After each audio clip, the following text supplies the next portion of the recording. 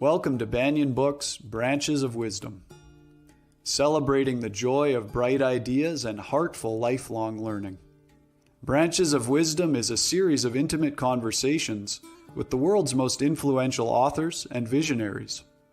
We explore spirituality and the human mind, ecology and culture. Most episodes are recorded with a live audience. You can join our live events and submit questions to your favorite guests. Check out our upcoming schedule at banyan.com. Since 1970, Banyan Books has been a rich oasis at the crossroads of wisdom and philosophy, offering resources for humanity's evolving paths. We're a locally owned, independent bookstore in the heart of Vancouver's Kitsilano neighborhood. Visit us in person or shop online at banyan.com. Please subscribe, follow, like, and leave your reviews for the podcast. And now, enjoy.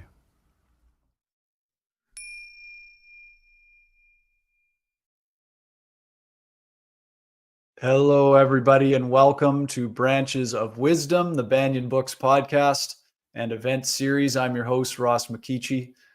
Very excited today because we have two very wonderful guests, Doctors Kristin Neff and Christopher Germer.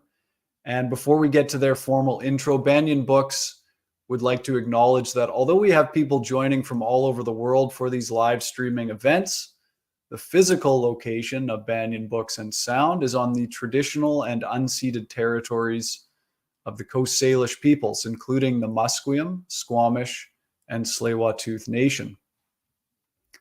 Most of Banyan's podcasts and event series are free.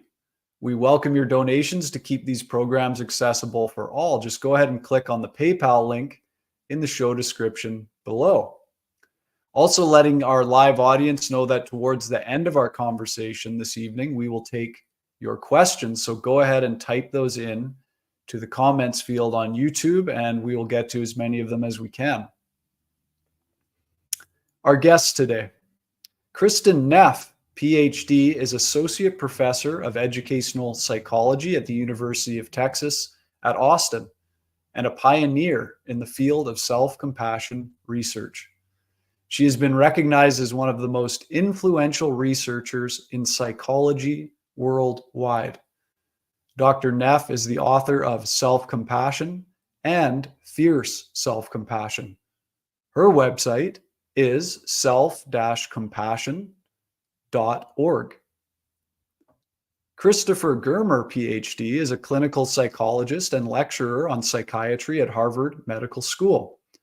Dr. Germer is also author of The Mindful Path to Self-Compassion and co-editor of Mindfulness and Psychotherapy and Wisdom and Compassion in Psychotherapy. He lectures and leads workshops internationally and has a small psychotherapy practice in Massachusetts. His website is chrisgermer.com. Together, Drs. Neff and Germer developed the empirically supported Mindful Self-Compassion program and founded the Center for Mindful Self-Compassion. They have also authored the books together, the Mindful Self-Compassion Workbook and Teaching the Mindful Self-Compassion program. Today, Kristin Neff and Christopher Germer are with Banyan Books in conversation about their latest book, Mindful Self-Compassion for Burnout, Tools to Help You Heal and Recharge When You're Wrung Out by Stress. Over years of developing and teaching the renowned Mindful Self-Compassion program, our guests have found MSC to be uniquely helpful for people struggling with the soul-draining depletion of burnout. From healthcare professionals, teachers, and caregivers to shift workers and entrepreneurs. Through this book, you will learn quick and powerful ways to recharge your batteries, de-stress, and above all, be kind to yourself so you can be there for others. Our friend, Buddhist teacher Sharon Salzberg said this about the book: a must-read for anyone seeking support and renewal. This book helps you navigate the high demands of our world with tender-hearted wisdom. Banyan community, join me in a very warm welcome for Doctors Kristin Neff and Chris Germer. Thank you so Hello, much, Chris. Ross. Hello, Kristin. Hello. Hi there. Hi. So great to see you both. Kristin, I don't know if it's my computer, but your image is quite blurry on my end. Is that just me? Oh, there it Yeah. is. Is that better? It just went into focus. There Yeah, we go. good. Thanks. Okay, so I wanted to start by asking Kristin, in 2003, you published the Self-Compassion Scale. And according to something I heard Chris say on a YouTube video, at the time, it was the only peer-reviewed article in the psychological community. Is that right? On self-compassion? Well, it was the second article. The first article I published was the theory article defining what self-compassion is. And then the second article was the scale to measure self-compassion. So, okay. Almost right, Chris. I'm glad I gave my source on that one. And Kristin, how was it that in your life, what led you to focus in on this particular area of self-compassion? Well, for me, it was actually my last year of graduate school at UC Berkeley. That was about 1996. And I was just under a lot of stress. I was stressed about, getting my PhD and when I get a job. And I was also having some personal issues going on. And so I thought I would learn mindfulness meditation to help me with my stress because I had heard that meditation was good for stress. And fortunately for me, I happened to learn mindfulness meditation from a group that taught in the tradition of Thich Nhat Hanh, who I'm sure your listeners are familiar with. One of, a Zen master who always talked explicitly about the importance of self-compassion, about the need to turn compassion inward as well as outward. And so I was just so amazed by how it impacted me, my ability to cope with my stress and navigate life transitions, that when I did finally get a job at University of Texas at Austin, where I'm at now, I thought I should maybe try to research it and give some empirical support to this ancient wisdom. And it's worked out pretty well. Yeah, I'll say. Wow. And Chris, for you, I think you came to self-compassion, from what I understand, through your own experiences with shame. Is that right? Yeah.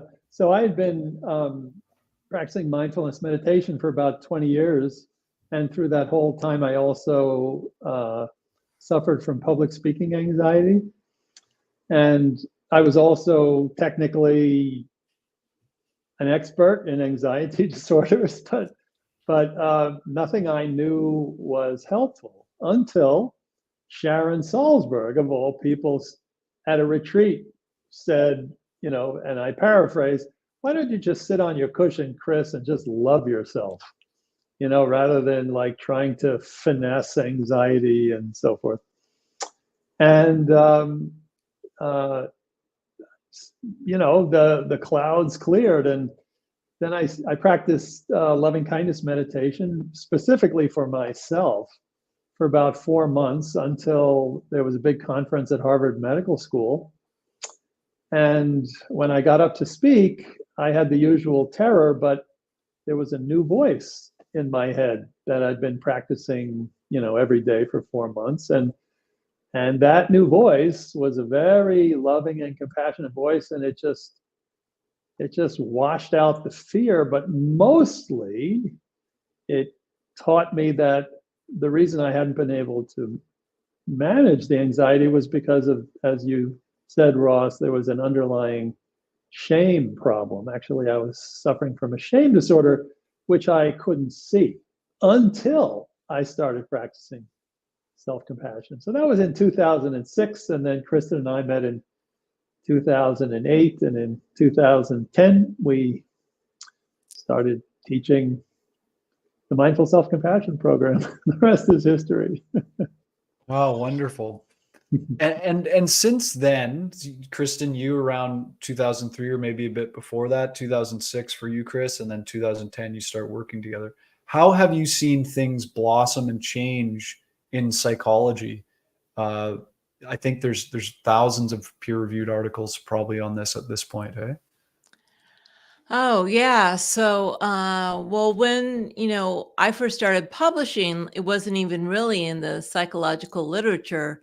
Again, in the Buddhist circles, people talked about having compassion for yourself. And, in some ways it's an ancient idea, but in psychology, no one had quantified it or even talked about it. And now there's last time I looked at it, I think there's over 7,500 studies on self-compassion now. Wow. So now it's almost like a cliche, and it's great when something's a cliche when 20 years ago no one had even heard of it. So it's really changed and gotten a lot more widespread knowledge and understanding and empirical support. So it's pretty cool. It's very gratifying. Again, I didn't come up with it, but the research helps because people tend to think it's some soft, squishy, maybe Buddhist thing. And when you have some empirical support that shows very clearly this will change your life, this will really help your mental health, it'll make you strong, it'll make you motivated, then people start to pay attention. Anything to add, Chris? Anything you've seen over the years change or? Yeah, well, not too much to add, except that, self-compassion is pretty mainstream right now. But just like mindfulness, I think it's becoming a little commodified, and the deeper import of self-compassion may not be understood until people dive more deeply into it. And in particular, most people think that self-compassion is all about self-kindness, and self-kindness is one of the components, but there's more to it, and what's more to it is really important as well.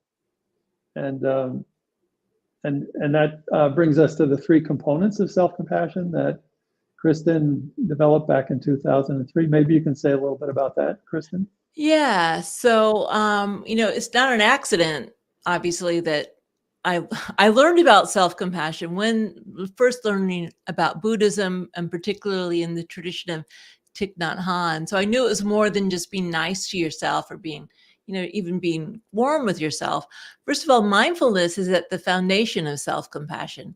We need to be able to see ourselves clearly, flaws and all. We need to be able to be with our difficult emotions in a kind of equanimous way without ignoring it, or also without running away with the storyline of it. And really important, what I realized is that we needed a sense of interconnectedness. So in my model, I call this common humanity.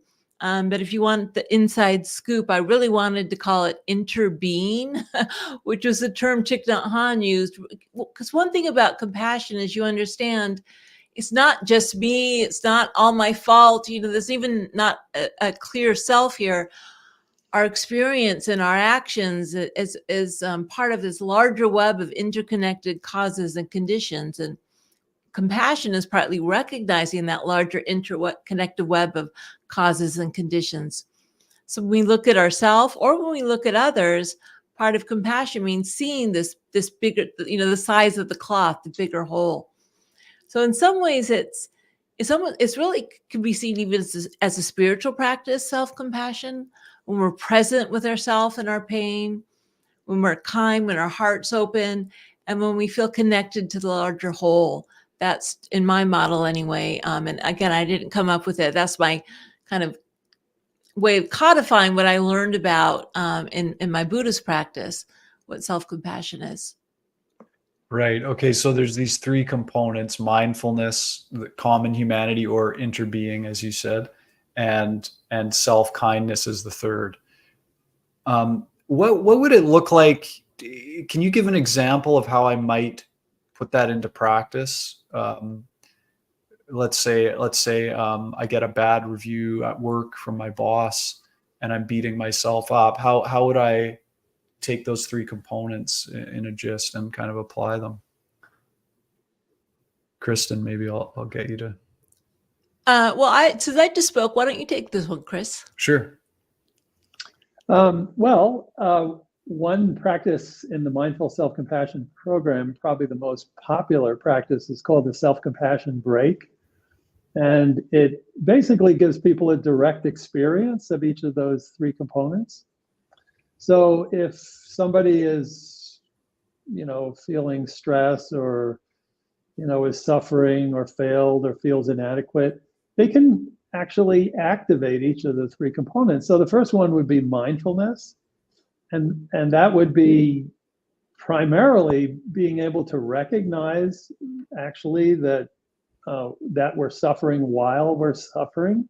Usually the mind goes off into rumination and the future or the past, but to actually say, whoa, this hurts, this is tough.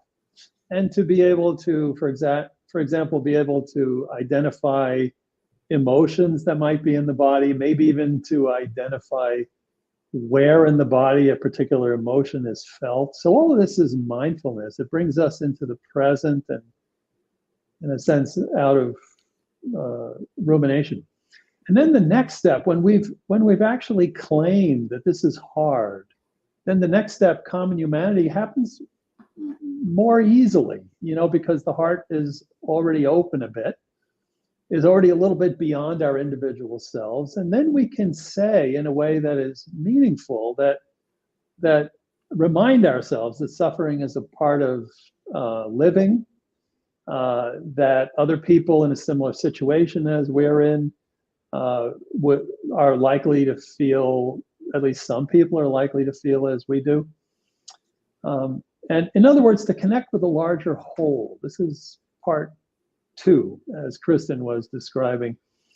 And then the third part is self-kindness. So once we've opened to suffering, once we've acknowledged that we are still a part of the human race, we're not just engulfed in shame or something. Once the heart is open in that way, then the most natural thing in the world is to be kind to ourselves, to give ourselves what we need. And there's so many ways that we can be kind to ourselves. We could be kind to ourselves with, physical touch. We can be kind to ourselves with language. We can be kind to ourselves with visualization. But probably the most useful way of being kind to ourselves is behaviorally, to treat ourselves physically as we would treat a good friend, to give ourselves what we need. So those are the 3 parts of self-compassion and each one can be felt as a relief in our direct experience when we suffer, when we fail, when we feel inadequate. Thank you. Just to remind our audience, we'll be getting to some of your questions for Drs. Neff and Germer at the end. So please go ahead and type those into the comments field on YouTube, and we'll get to as many as we can. And I want everyone to know too how many great tools you've included in this book. You've got stories based on people that you've actually worked with. Of course, you're not using their real names and everything, but as well, so we can kind of look and find ourselves in those stories. And then you've also got all these wonderful tools in each chapter. And I think towards the end, so everyone knows, we'll be applying 1 or 2 practices and tools. Okay, so this book is about self-compassion for burnout. And I know you said at the start of the book, you both had your own experiences with burnout that kind of led you to the creation of this. Can you start off, maybe Kristin, you can tell us a little bit about how you actually define burnout? Yeah, so burnout is first of all, it's very ubiquitous in society. I mean, estimates are anywhere from 25 to kind of even 75%, depending on what group you're looking at and how you're measuring it, feel that they're burned out. So burnout has 3 main components. Maybe the most obvious is just a feeling of exhaustion, and you have no energy, you don't want to get out of bed, you're just stressed, you're tired.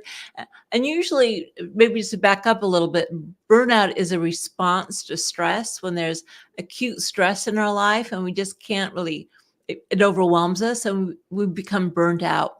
So again, in 3 main ways. One is a feeling of exhaustion, tiredness, fatigue.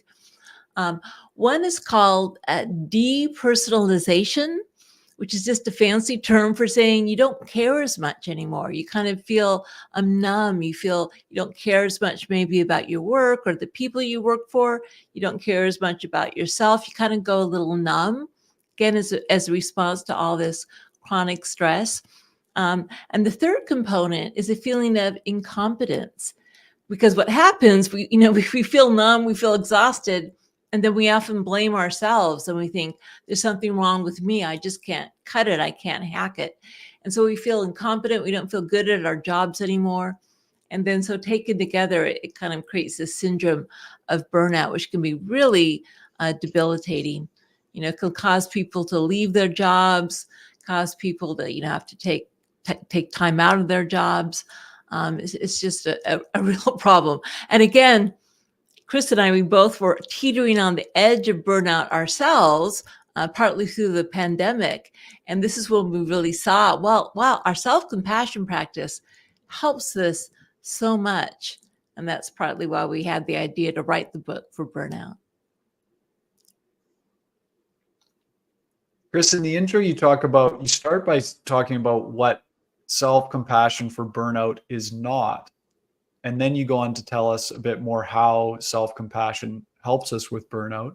Can you tell us what self-compassion for burnout is not? Why is that important to know?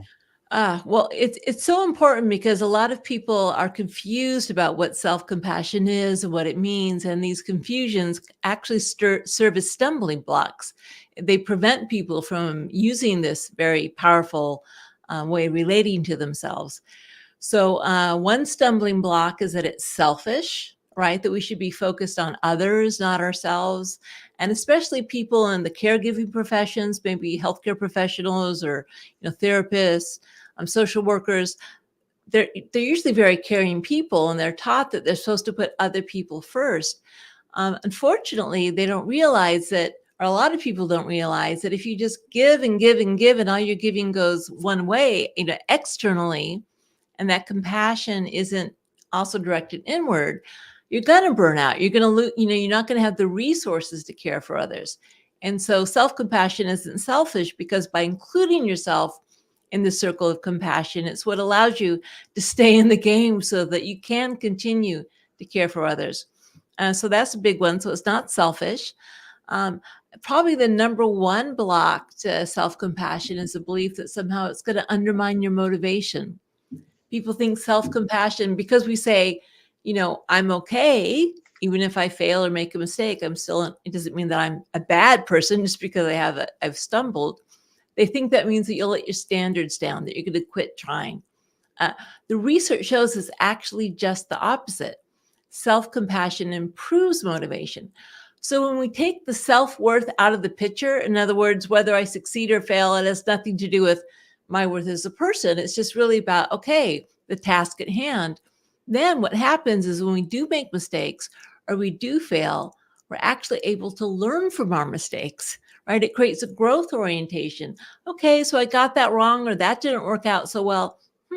What might I do differently next time? How can I support myself or encourage myself to maybe do something differently and reach my goals?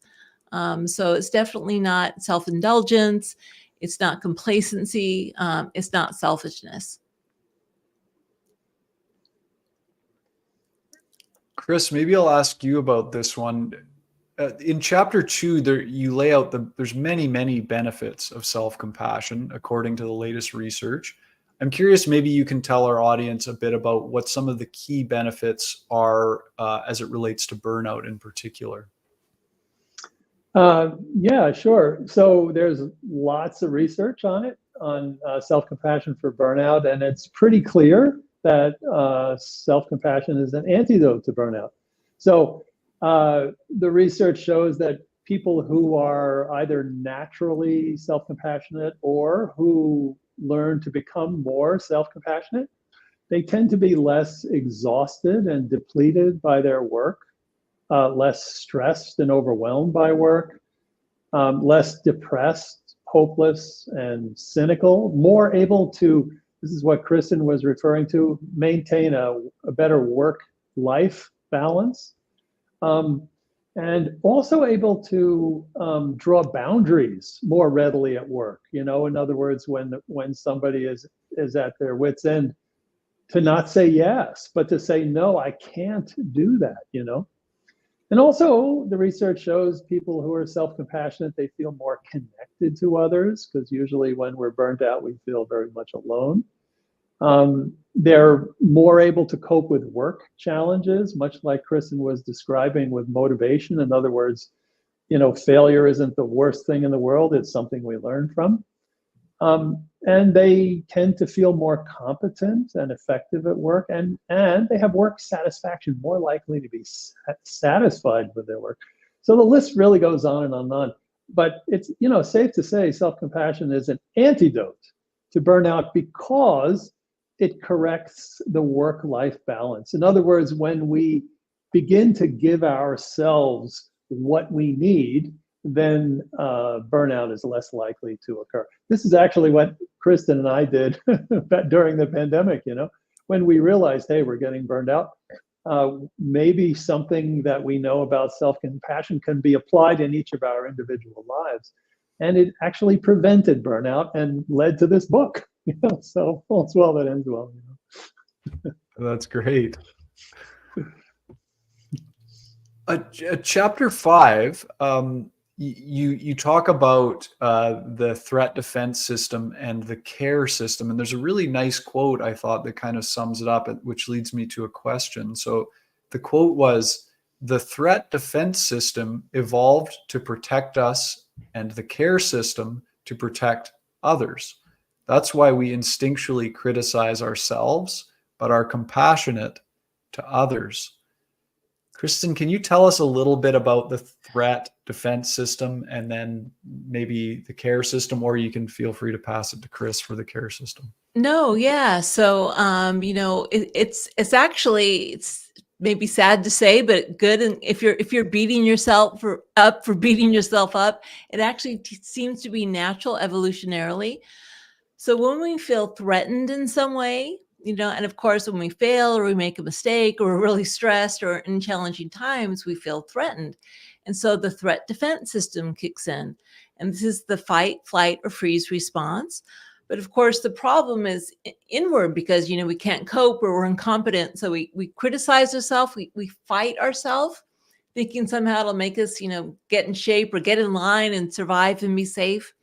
Or we flee into a sense of isolation and shame. We kind of like hang our head in shame to be safe from maybe the judgments of others. Or we freeze and we get stuck and we ruminate. Now, when your good friend is stressed, you aren't so personally threatened. So you don't go into the threat defense system like you do with yourself. You're more able to go into the care system. And so the care system evolved primarily to take care of family members or in-group members. So we naturally want to help those who are suffering, and people who have the helpful genes, their genes are more likely to pass on for their generations. So that's also natural, but it tends to feel more natural to others that we care about. So we are doing a little bit of a hack. We're hacking into the system that evolved to care for others, and we're doing a U-turn and using it with ourselves. But the good news is our bodies don't really know the difference, right? There's research that shows if someone else puts their hand on your shoulder or you put your own hand on your heart, your body reacts the same way physiologically. Wow, that's so cool.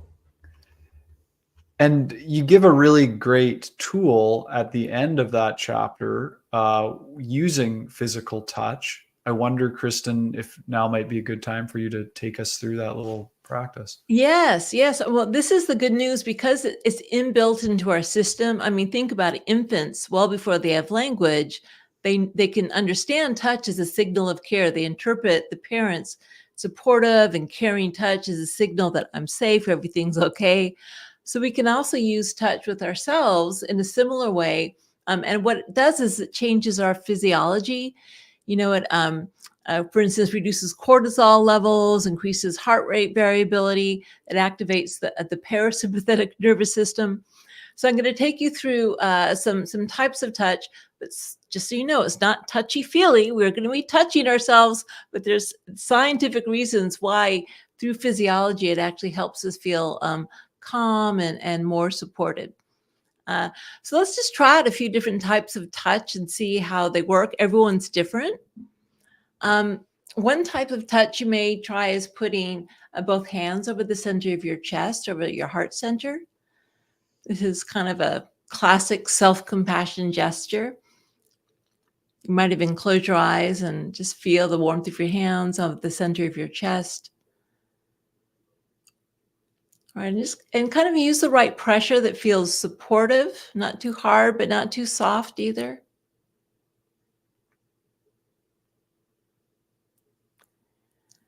Right, and so the idea is you want to have a gesture that helps you feel safe and supported. Some people actually, this feels a little vulnerable to have both hands over your hearts. So a variation on this is you could make a fist kind of representing strength and courage and power. Put this fist over your heart. And if you like, you can put the other hand over it like this. Right. Actually, Thich Nhat Hanh used to use this gesture. It's a strength with love gesture. Other types of gestures that may be helpful is cradling your face in the palms of your hand. It's funny, a lot of us do this anyway. When we're distressed, we go like this. But if you do it intentionally, just like you might hold the face of a child, just I'm here for myself, that type of feeling.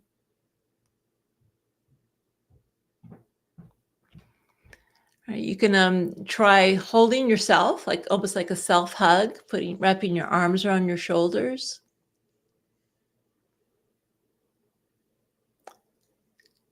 You can also add a little movement into this gesture if you want, maybe from side to side, almost as if you're holding and rocking yourself. When you're in intense distress and no one's looking, this can be really helpful.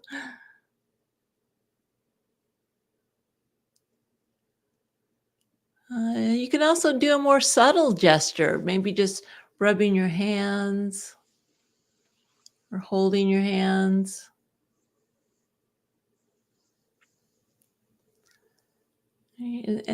And so you can play around with this to find a type of touch that works for you. But some recent research came out of University of California at Berkeley that showed just 20 seconds of supportive touch a day, also with maybe saying a few kind things to yourself, can significantly increase your self-compassion level. So it works almost instantly, which is one of the beauties of using touch as a gateway to self-compassion. That's so beautiful. Thank you. In chapter 6, you mentioned that self-compassion has two main expressions: tender acceptance and fierce action. And chapter 6 focuses on the tender acceptance. So maybe I could ask Chris, can you comment on the importance and usage of tender acceptance? And then maybe I could get Kristin to talk about the fierce action side of things. Yeah, so actually,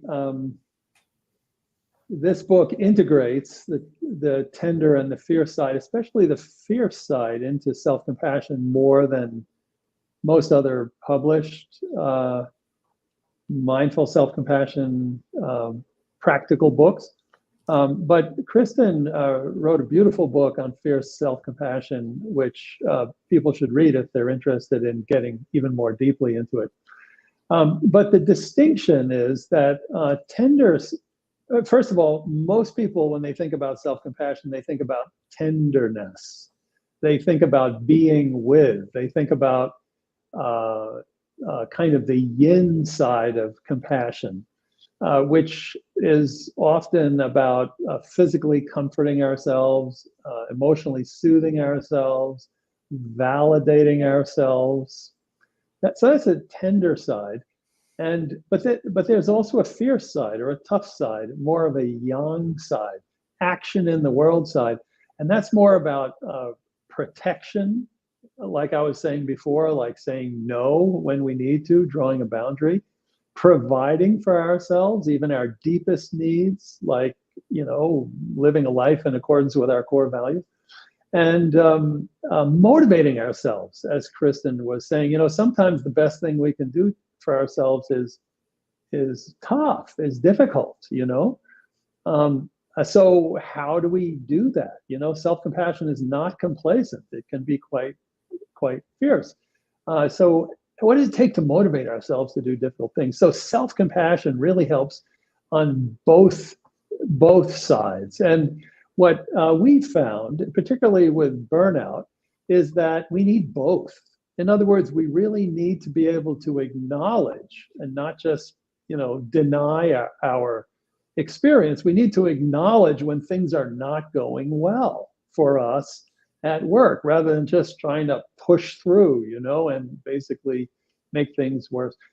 We need to acknowledge it. We need to respond with kindness, as with tenderness, as we might with a good friend.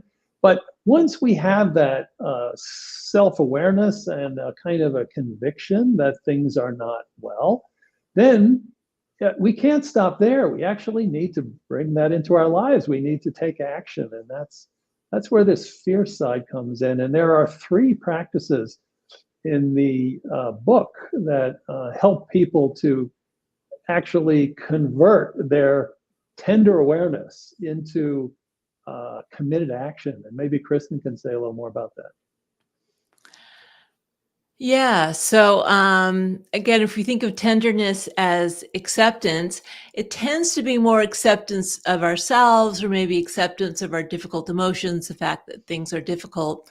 And the action tends to be more action towards situations or behaviors, whether that's our own behaviors, maybe we're doing something that's not helping, or someone else is doing something that's not helping, or situations. For instance, sometimes people think, self-compassion for burnout. You're telling me I just have to be kind to myself and my stress will go away? No, the problem is, the organization I work with works me too many hours and treats me unfairly. And that is true in the sense that it's both. And so the tender self-compassion side might be about accepting that this is hard and I'm hurt and I'm struggling. And the fierce self-compassion side may be, saying, hey, I'm sorry, I'm not going to work for these wages, or you need to make a change, or we need to maybe unionize, or somehow or change the external environment so that it's treating us more fairly and in such a way that we aren't so overwhelmed. And so again, the 3 types of fierce self-compassion is the protective, that might be speaking up, saying no, drawing boundaries, providing for ourselves. Especially people in the caregiving professions, we almost spend all our time and energy on helping others. We need to take action by saying, no, some of my time and energy needs to be spent on myself. What's important to me? How do I fulfill myself? If I forget that, then it's going to be unbalanced. And then again, finally motivating change, whether it's change within ourselves or being motivated to do the hard work of trying to change our environment so that it functions better and it's not so overwhelming in terms of what's expected of us. So, and it's funny, even when I talk about it, I get more animated. It's kind of like tender is more like a tender, and fierce is like, I like the Wonder Woman pose. I actually arms akimbo, like this stance. This is also fierce self-compassion. So it's all important. It's not just one or the other, and we need to integrate them and it's like yin and yang. I mean, there's a reason the yin and yang symbol has both in it. If we're too accepting, we may get complacent. But if we're too much about change, then that's partly why we're so exhausted, right? So it's both acceptance and change. Mm-hmm.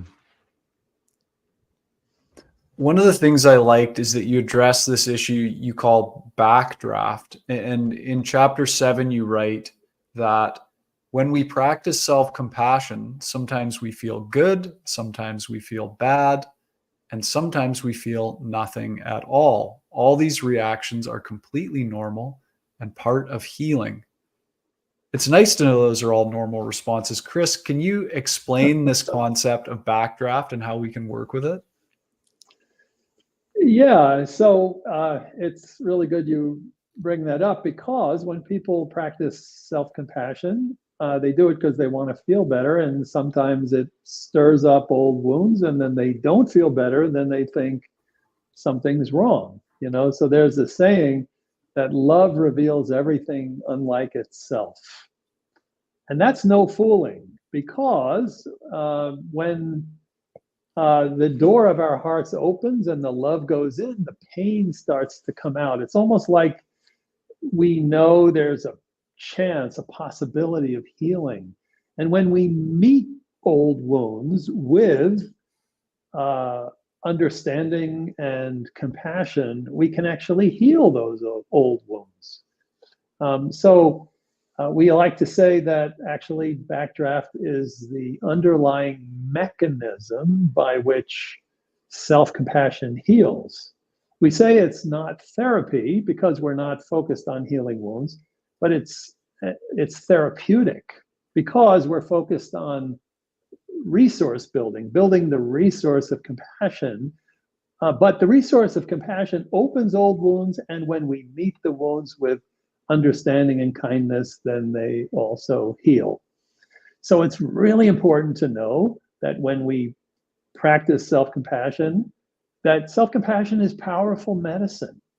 And the way it works is through the mechanism of backdraft and the willingness to meet old wounds with compassion, with self-compassion. Sometimes those old wounds are old traumas. And then it's really important to remember that if we're re-traumatizing ourselves, that's actually not compassion. You know, compassion is mostly a positive emotion. You know, compassion is mostly love, which is energizing and which makes us happy. So what we need to do, we need to kind of titrate this self-compassion practice so that we're always experiencing more of the love factor and less of the old wounds aspect.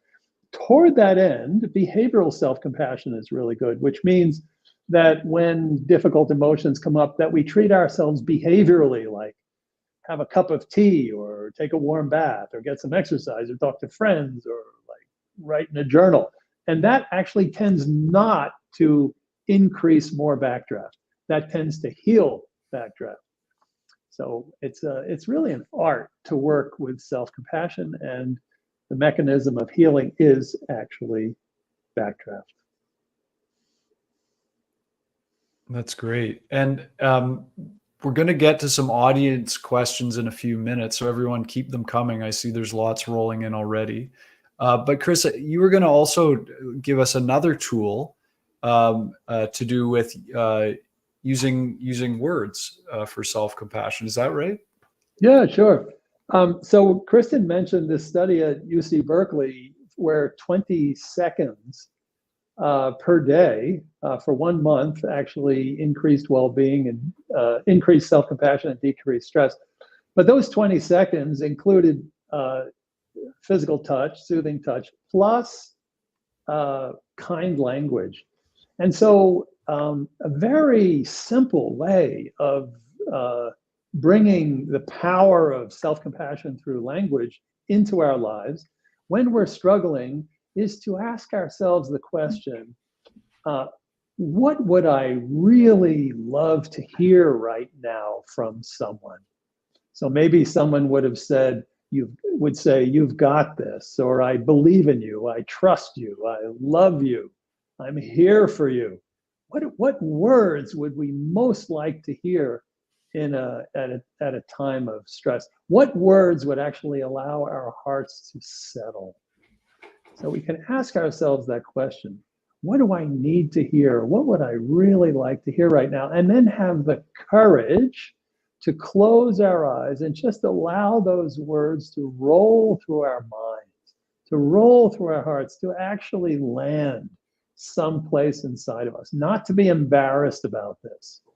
In other words, this is kind of a blessing, to take in the blessing, which we know we need. So that's another way, very easily, which can be practiced along with soothing touch in a moment of stress to give ourselves self-compassion.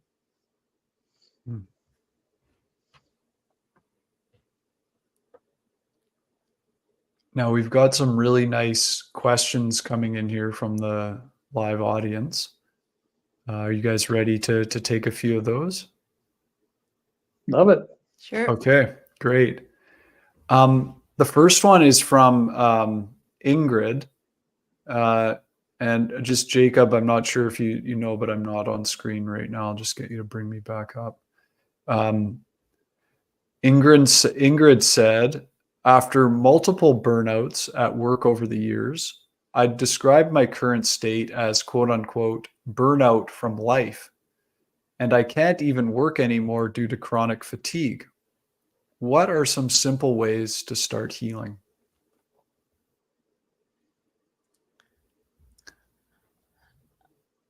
I just spoke, so maybe Kristin would like Yeah. to take that. Sure. I'm just realizing I think we lost Jacob, so I'm just going to bring us back to our normal screen here. There we go. Okay. Yeah. So, even as you said that, I kind of felt the pain of that, the pain of, multiple burnouts. So really, I think the first place to start is, instead of trying to, fix the burnout or get past it, just start where you are, which is just in this feeling of, exhaustion, of kind of numbness. Remember, this is normal. This is what happens. We get tired. We feel numb. We kind of close down. This is your psyche trying to protect itself. So just the first step is really just to bring, I think, some tender self-compassion to the pain of that. You might even put your hands on your heart and say something to yourself like, this is so difficult. Imagine if you had a friend who told you this, you would probably say something like, I'm so sorry you're going through this. I'm here for you. How can I help? So bringing some of that tenderness and support into the situation as the first step, the real kind of acceptance. And then after you start to feel a little more supported, remembering if there's any part of you that's blaming yourself or shaming yourself or thinking that you shouldn't, I don't know if this is the case, but if it were, trying to detach, it has nothing to do with your self-worth. This is just, life happens this way sometimes. So remembering that your worth doesn't come from how productive you are, but really comes from just the fact that you're a human being struggling like all of us, doing the best you can, right? And then maybe after you bring the tender self-compassion in, you might start with some of the fierce self-compassion, and that, is there anything you might be able to change? Maybe some work-life balance issues. Are there some boundaries that maybe you can draw? Sometimes we don't have the power, the ability to do it. And, that's life as well. But any changes you can make, anything you might do a little bit differently, and just kind of see if taking some, small steps, go easy on yourself, but small steps to maybe start making some changes to get you out of the really the negative spiral you seem to be caught in, and which anyone is caught in with burnout. So it is a process. It is a process, but the very first thing to start with is just bringing yourself compassion for the pain of where you are right now, and then the rest will unravel a little more smoothly with the love there. Do you have anything to add to that, Chris?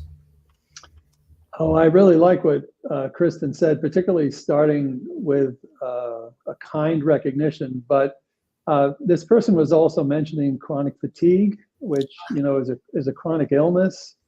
Okay. And whenever we have a chronic illness, inevitably we're not able to do what we used to do, which brings in a layer of feeling unworthy. Yeah. And also shame, because I, can't do for my family or friends what I used to do. So there's often a shame element in chronic illness, unfortunately. So this is what Kristin was talking about, like adding insult to injury. We like criticize ourselves for this, but it's really helpful to understand that if there is shame involved, to be able to name the shame, and to also know that self-compassion is not only an antidote to to burnout, but it's also an exquisite antidote to shame. In fact, it reverses shame even without calling it shame. It is the opposite of shame, you know? And so we did a study at one point at the Center for Mindfulness and Compassion at Harvard with people at chronic pain. And we found that that one of the unaddressed pains in chronic pain was social pain, or the shame of not being able to be myself. So when Kristin said, you know, starting someplace small, often what that means is to reconnect with our core values. And if, for example, what you really want to do is to be there for others, can you do it in a small way? Maybe not in the big way you used to when you were more able-bodied, but in a small way. Little satisfactions and ways of showing what you consider most precious about your contribution to this world. If you're an artist, a little bit of art. If you're a parent, maybe showing your love in ways that you hadn't thought of before. As a start, and as Kristin said, then it might continue. But the foundation of all this is definitely self-compassion. When we have a chronic illness, we need self-compassion. This is not a luxury. This is a necessity. Thanks to you both for that response. And thanks, Ingrid, for your question, and wishing you the best. There's a question here from Margot who says, my experience is that once the anxiety begins and ramps up, it is much harder to turn it off, subdue it, stop the thoughts. Is self-compassion useful as a preventative to ward off anxiety? I'm not sure who to direct this to first. Well, Chris is the anxiety expert. Didn't you say it, Chris? Well, I just appreciate the dilemma of the questioner, because I spent 20 years trying to ward off anxiety. And what we resist persists, and what we can feel, we can heal.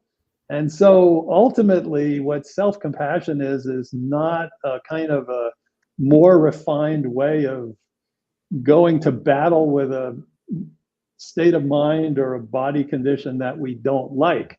It's about actually giving up the fight, giving up the war with that experience, and loving ourselves up. And when we do that, actually our physiology changes and we are not so anxious anymore. So, you know, what does it take to stop the battle and to start to love yourself up? Because this particular battle is unwinnable. You can't battle with anxiety and win. It will always win, but you can step out of that whole dilemma and start to love yourself because you have anxiety. In a big way, really love yourself up because you can't fix it. And you know, this is what I learned after 20 years of being an expert in anxiety disorders. What you resist persists, but loving ourselves up because this is unsolvable is the solution. So that's the invitation.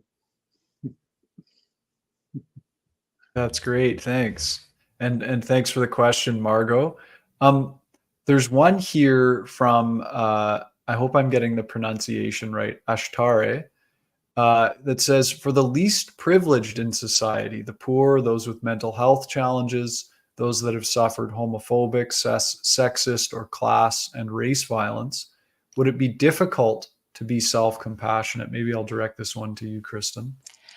Yeah. So here's the beautiful thing about self-compassion. You know, you might not be able to afford a therapist or get external help, the help you need, but self-compassion comes from inside, right? And it's always available. So I'm going to separate the part about, because some people, especially who've been marginalized, may have experienced more trauma. So trauma in general can make it a little more challenging to practice self-compassion because, when we're traumatized, we often tend to blame ourselves, and backdraft is a little bit stronger often. In other words, when we've been traumatized, sometimes when we start to open our hearts, there's a lot of pain that comes out. So we may need to go a little bit more slowly. But whether or not you're poor, for instance, does not necessarily mean that you're more traumatized. And in fact, there's one way of looking at it in terms of this incredible pressure to be something and the stress we put on ourselves. So I just got back from South America. I was in Brazil. And one of the things that struck me is people who had very, very little, they actually sometimes were just happier because they weren't putting this incredible stress on themselves. I mean, I don't want to belittle poverty, of course not. But in other words, compassion is available to all of us. It's free. It's here right in our back pocket. All we need to access self-compassion is to be a flawed human being with a heart. We all have hearts and we all have flaws. So the ability just to say, how would I treat a friend in this situation? Can I treat myself that same way? It really is available on an equal opportunity basis, which is one of the things that's so beautiful about it. Right. One of the sorry. And please add something, Chris, if you want to add to that. Yeah, I was just going to add that suffering is suffering. And there's like individual suffering, and there's also cultural suffering. There's suffering from, historical and systemic oppression. And that needs to be named, but that too can be met with self-compassion. Ideally, self-compassion is also learned in community. Even though it's called self-compassion, we know the best way to learn self-compassion is in community. So in community with people who have similar identities, similar experiences, that really then allows us to be more self-compassionate. So I just want to acknowledge that there are all kinds of suffering. Self-compassion is really powerful medicine for suffering, but it's also really helpful to be able to name the kind of suffering. Suffering is universal, but it's not equal. Some people suffer a lot more than other people, and we need to acknowledge that. That needs to be acknowledged culturally, that needs to be acknowledged individually, and that needs to be acknowledged in any form of self-compassion training. Right. And I guess, and also just to emphasize the point that sometimes some people that maybe have been marginalized, actually a strength that they have is this feeling of community and connectedness. So sometimes I think in some cultures, compassion is actually a strength that can be drawn upon in the practice of self-compassion. So it's, I think more individualistic cultures, for instance, that are very self-centered, very, very driven. In some ways, that can be a hindrance to practicing self-compassion. Yeah. Mm-hmm. Thank you. I just want to acknowledge Tammy. She's put in a few questions here, and I want to just bring in her experience.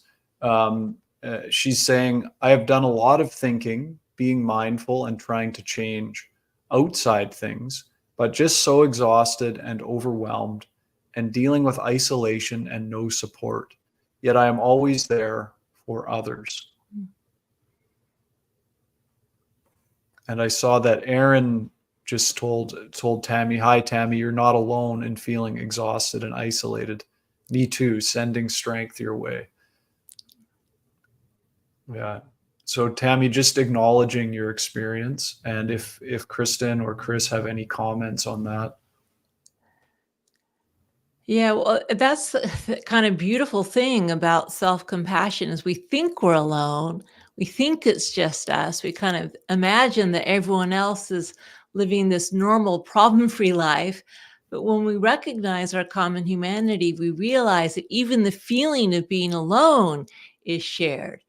the feeling of loneliness and isolation actually connects us to other people. Feelings of shame actually connect us to other people, because this too is part of the human experience. And so just the ability to open to that, to name it, and then to come into a forum like this when you can hear other people saying, oh, I feel that too. And this really is one of the healing, beautiful mechanisms of compassion. So, it is painful, but it's also kind of bittersweet, because when you open to that pain with compassion, there's some joy there, some satisfaction in knowing that, you aren't alone. Chris, did you want to? Yeah, perhaps I can also say that self-compassion doesn't come easily for a lot of people. Yep. We are simply, in some of Kristin's research, like 78% of us are more compassionate toward others than ourselves. That's actually the primary cause of compassion fatigue or empathy fatigue. In other words, we just aren't very good at being compassionate with ourselves. And so one of the hopes that we have with this book is that it's an invitation to people who are feeling exhausted and burnt out from trying to improve the world or improve the lives of our loved ones, to just like plant a seed that's noble and precious and good. And don't forget yourself. Please don't forget yourself, or you won't be able to sustain this. We're just trying to establish a little balance. And one little, maybe we can give a fourth little practice that people can do. Very easy, very elegant practice that people can do if they find that they just can't remember themselves. They just cannot find themselves in the circle of their compassion. What you can do is notice that your breath is breathing in and your breath is breathing out, and feel your breath breathe in and feel your breath breathe out. And remember that when you were born and you breathed in for yourself, everybody was thrilled. And in fact, even now, people will be thrilled if you breathe in for yourself. In fact, if you decide that every in-breath is for you, which it is, and allow yourself with the in-breath to be reminded that you too need nourishment. That's a really simple way of getting started. And in fact, you can even do this if you're caring for a loved one, or if you're, any kind of work you're doing. If you just stop for a minute, feel your breath going in, feel your breath going out, and just pay attention, one in-breath after another, 3 or 4 times to the in-breath, knowing that this is essential for your life, and maybe even bringing in a little compassion and kindness with each in-breath. This is a very simple and easy way to start to learn to be more self-compassionate. It takes a while. And in the MSc program, Mindful Self-Compassion program, we have people after 5 years, 6 years, 8 years, they say, I finally get it. So just because you hear this program doesn't mean you get it. It's a very subtle thing. It can't be put into words, but you will know it when you feel it, and it will be a huge relief. Thank you so much. Thank you so much. We're just a little over our time here. Tammy, thank you for speaking up, and wishing you all the best in finding all the support and goodness that you need. Chris, you just mentioned the Mindful Self-Compassion course, which is your guys' sort of foundational 8-week program that this book, all the material is based off of. How can people find that if they want to engage more with this work? Well, also, I want to say for those listeners, this Sunday, Chris and I are actually doing a workshop on mindful self-compassion for burnout through the Center for Mindful Self-Compassion. So if you go to centerformsc.org, you can find out about this workshop. It's from 11 to 2 Central Time, so it could be 9 to 12 Pacific Time. So that's one way. And then, Chris, do you want to talk about the books or the other programs at CMSC?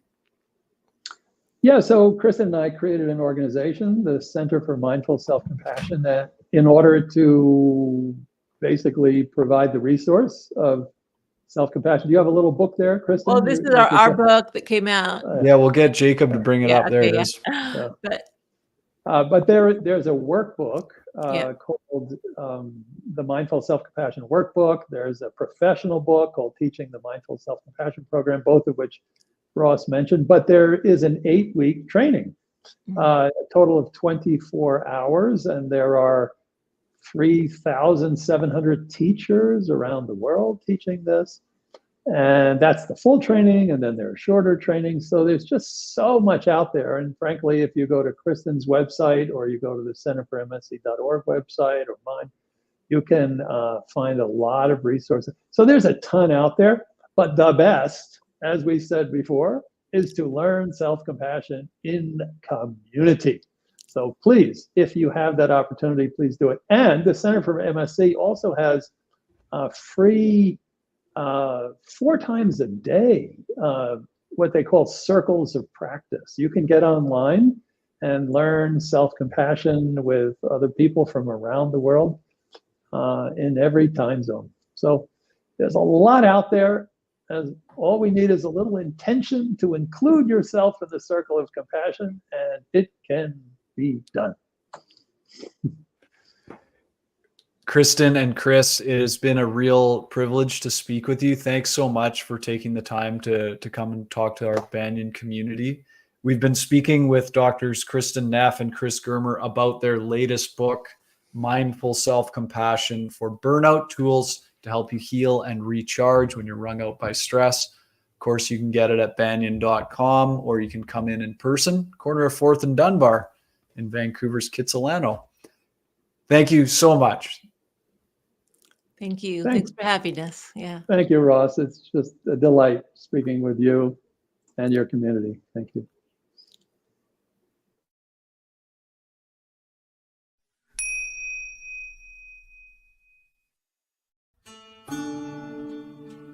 Thanks for joining us for Branches of Wisdom, a podcast of Banyan Books and Sound, Canada's spiritual and healing resource since 1970.